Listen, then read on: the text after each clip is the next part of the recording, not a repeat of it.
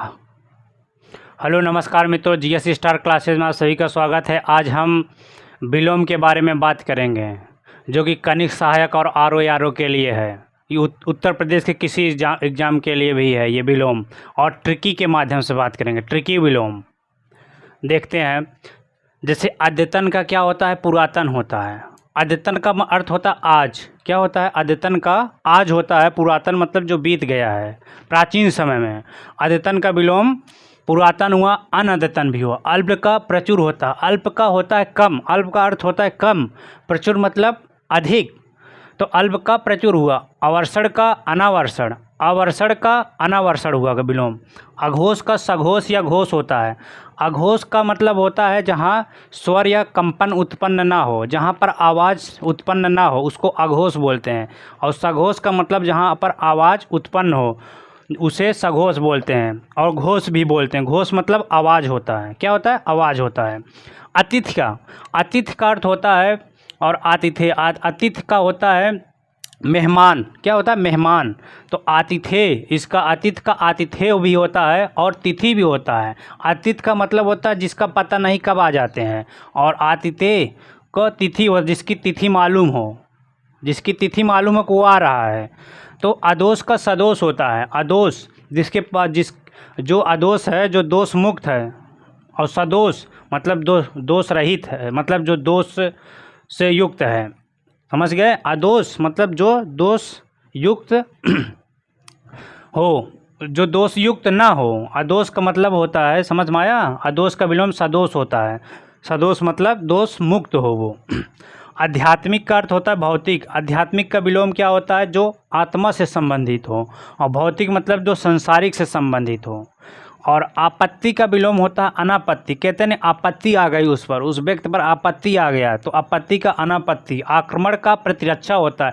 जैसे मैं अपने ऊपर, मुझ पर कोई आक्रमण आ रहा है तो मैं उसका बचाव के लिए अपनी प्रतिरक्षा करूंगा ना, तो आक्रमण का प्रतिरक्षा होता है। आयोजन का वियोजन होता है। आयोजन का वियोजन कैसे होता है? क्योंकि जब बहुत सारे लोग एक साथ समूह में आते हैं तो लोग मिलते हैं, उसका आयोजन हो जा रहा है, किसी चीज़ का आयोजन किया जा रहा है। वियोजन मतलब अलग किया जा रहा है, उसको हटाया जा रहा है, मतलब जुदाई किया जा रहा है किसी का।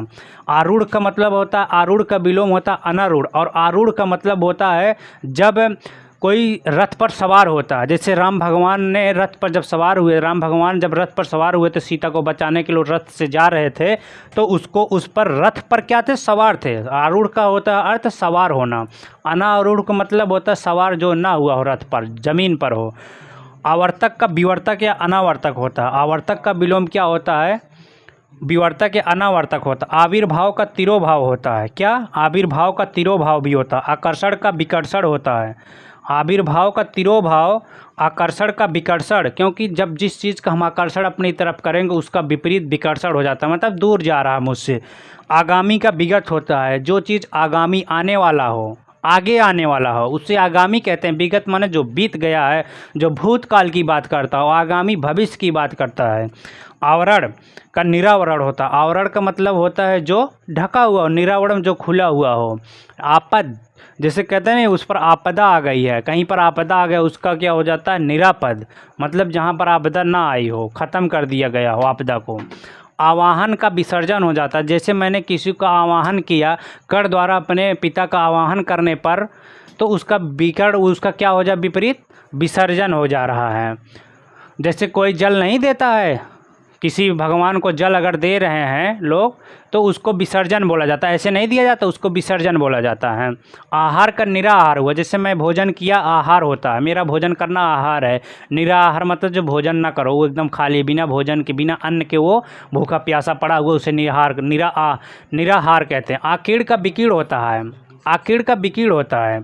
आकुंचन का प्रसारण होता है। आकुंचन का अर्थ होता है जो किसी चीज़ को सिकोड़ ले। आकुंचन मतलब सिकुड़ना, प्रसारण मतलब फैलना होता है।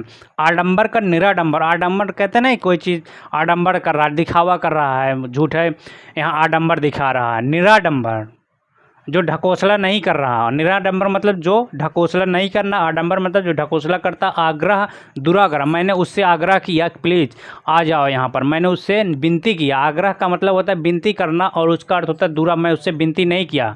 आग्रह का विपरीत क्या हो जाता है? दुराग्रह हो जाता है। आर्स का अनार्स होता है, क्या होता है? आर्स का अनार्स हो जाता है। ये आर्स का मतलब जो पहले ऋषि लोग नहीं थे वो ऋषि काल से थे, और ये ऋषि काल से नहीं अनार्स का होता है। आर्स का अनार्स। आगम का अनागम होता है। आगम जो आने वाला होता है। क्या है आगम? आज भोजन में क्या है आगम? तो होता नहीं है, ऐसे इसका किया जाता है। आगम मतलब जो अभी आया नहीं, जो अभी भविष्य में क्या होगा, तो आगम होता है। और अनागम जो बीत गया है, जो आने वाला नहीं है। आत्मसंशय, जो अपने अंदर संशय होता है उसको आत्मविश्वास बोला जाता है, उसका विपरीत हो जाता है। जैसे मैं अपने अंदर संशय रखा तो उसका विपरीत क्या हो जाता है? विश्वास हो जाता है। तो आत्मसंशय का आत्मविश्वास। आधार का आधेय हो जाता है, लंब होता है। जैसे मैं ये बनाया ना, देख रहे हैं आधार, ये आधार क्या हुआ? ये देख रहे हैं लंब, तो आधार का क्या हो जाता है? लंब हो जाता है। आधार का लंब भी होता है। निराधार, और जिसका कोई आधार ही ना हो उसे क्या बोला जाता है? आधेय। आधार का आधेय, लंब, निराधार तीनों होते हैं। अभ्यंतर का क्या होता है? बाह्य होता है। अभ्यंतर मतलब अंदर होता है जो, और बाह्य माने बाहर, दोनों होता है। अभ्यंतर का बाह्य या बाहर दोनों का। आक्रामक, जो आक्रमण करने वाला होता, अभी आक्रमण किया नहीं है, अभी करने वाला है, तो उसे आक्रामक बोला जाएगा। उसका विपरीत आक्रमित हो जाता है। आत्मनिर्भर, जो स्वयं पर निर्भर हो, जो दूसरे पर निर्भर ना हो, उसे आत्मनिर्भर कहा जाता है। आत्मनिर्भर का अर्थ होता है जैसे भारत क्या है, अपने आप पर आत्मनिर्भर बनना चाह रहा है, किसी और देश से सहयोग नहीं लेना चाह रहा है, इसीलिए इसको आत्मनिर्भर कहते हैं। मतलब अपने ही देशों में रहकर हर एक चीज़ उत्पन्न करना, उसे आत्मनिर्भर बोला जाता है। उसका विपरीत हो जाता है परजीवी, जो दूसरे पर निर्भर हो। जैसे लाइकेन शैवाल होता है, बायोलॉजी में बताया गया है, ये क्या होता है? निर्भर होता है जो दूसरे पर, इसीलिए परजीवी या अणुजीवी कहा जाता है। आलोक का तिमिर होता है। आलोक का मतलब होता है प्रकाश, तिमिर मतलब अंधकार। प्रकाश का विलोम अंधकार हो जाता है, वैसे आलोक का विलोम तिमिर हो जाता है। आकाश का पाताल होता है। क्या होता है? आकाश का पाताल हो जाता है, क्योंकि आकाश ऊपर है, पाताल धरती पर है, धरती के नीचे, इसीलिए आकाश का पाताल होता है विलोम। आलसी का कर्मण्य या कर्मठ होता है। क्या? आलसी का। आलसी एकदम सुस्त व्यक्ति को आलसी कहा जाता है। जो कर्मण्य, जो कार्य करने वाला, जो हमेशा सक्रिय रहता है, उसको कर्मण्य या कर्मठ बोला जाता है। आहत का अनाहत, कहते नहीं उसका आहत हो गई, हानि हो गया। आहत का मतलब होता है अनाहत। आहत का विलोम अनाहत होता है। इष्ट का अनिष्ट होता है। क्या होता है? इष्ट का अनिष्ट होता है। इष्ट मतलब अच्छा, अनिष्ट माने बुरा। अच्छा का बुरा हो गया। इहलोक का परलोक, जो अपने लोक में है, परलोक दूसरे लोक में रहते हैं। ईद का मुहर्रम होता है, बहुत इंपॉर्टेंट क्वेश्चन है, याद रखिएगा इसको आप लोग। ईद का मुहर्रम विलोम होता है। और इफ्सित का अनिफ्सित हो। इफ्सित मतलब होता है चाह, चाहना। अनिफ्सित का मतलब जो चाहना हो। ईश्वर का जीव होता है। क्या होता है? ईश्वर का जीव होता है। और ईहा का अनीहा होता है। ईश का अनीश होता है। ईश का विलोम क्या होता है? अनीश होता है। उत्तम का अधम होता है। उत्तम जो सर्वोच्च हो, अधम मतलब जो नीच हो। उद्यमी का निरुद्यम होता है। क्या? उद्यमी का निरुद्यम होता है। उद्यमी का विलोम निरुद्यम होता है। उच्छ्वास का अनुच्छ्वास होता है। याद रखिएगा इसको, क्योंकि इंपॉर्टेंट ये सब है। ये सब हर एग्जाम में पूछता है, उत्तर प्रदेश के हर एक, जहाँ भी हिंदी पूछे सब में पूछता है। उद्धत का विनत होता है, शालीन होता है। उद्धत का विनत शालीन होता है।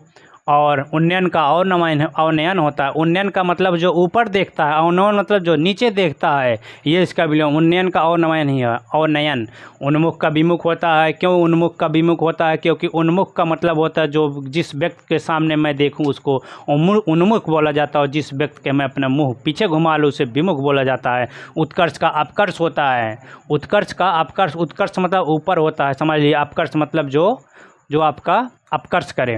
उन्मूलन का रोपण होता है। जैसे किसी पेड़ का मैंने उन्मूलन कर दिया, उसका रोपण मतलब लगा देना होता है, उन्मूलन का रोपण हो जाता है। उत्थान का पतन हो जाता है। मैंने किसी चीज़ का उत्थान किया और मैंने उसको पतन कर दिया, तो उत्थान का पतन हो गया। उत्पत्ति का विनाश, जिस चीज़ की उत्पत्ति होगी उसका विनाश एक दिन निश्चित है, इसीलिए उत्पत्ति का विनाश होता है। और उज्ज्वल का धूमिल हो जाता है।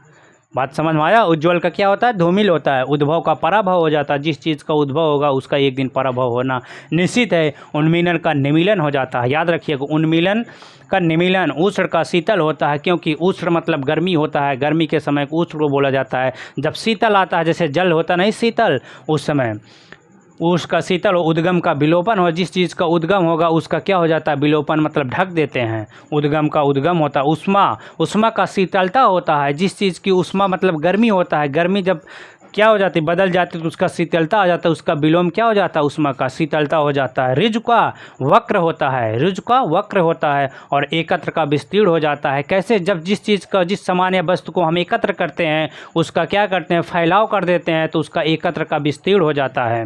और एड़ी का चोटी हो जाता है। जिस एड़ी हमारे पैर के नीचे होती है, इसीलिए एड़ी, पैर में एड़ी होता है, इसीलिए एड़ी का क्या होता है, जो सर वाला पार्ट होता है उसको चोटी बोला जाता है। एकाग्र का चंचल, जिस व्यक्ति के अंदर एकाग्रता होती है और जिस व्यक्ति के अंदर चंचल होता है, हमेशा हंसमुख रहता है, उसे एकाग्र का चंचल बोला जाता है। एकाग्र का विलोम चंचल हुआ। ऐसड़ा का अनेसड़ा हो जाता है, ऐसड़ा का अनेसड़ा हो जाता है। ऐच्छिक का अनैच्छिक हो जाता है। आप याद रखिएगा, ऐच्छिक का विलोम अनैच्छिक होता है। ऐहिक की पारलौकिक हो जाता है। ऐहिक का मतलब जो अपने हित में हो और पारलौकिक जो दूसरे लोग से हो। समझ में आया? ऐहिक का पारलौकिक होगा। ये आपका विलोम था। आप इसको 2-3 बार पढ़ लीजिएगा, जिससे आपका विलोम तैयार हो जाएगा। ये ट्रिक के माध्यम से हमने इसको पढ़ाने का प्रयास किया है। समझ में आया? आप इसको ढंग से पढ़ लीजिएगा तो आपका विलोम तैयार। ये आपका कनिक सहायक और आर के लिए है, उत्तर प्रदेश के किसी एग्ज़ाम के लिए आप इसको पढ़ सकते हैं। और वीडियो को लाइक और सब्सक्राइब ज़रूर करिए। जय हिंद, जय भारत। जय हिंद, जय भारत।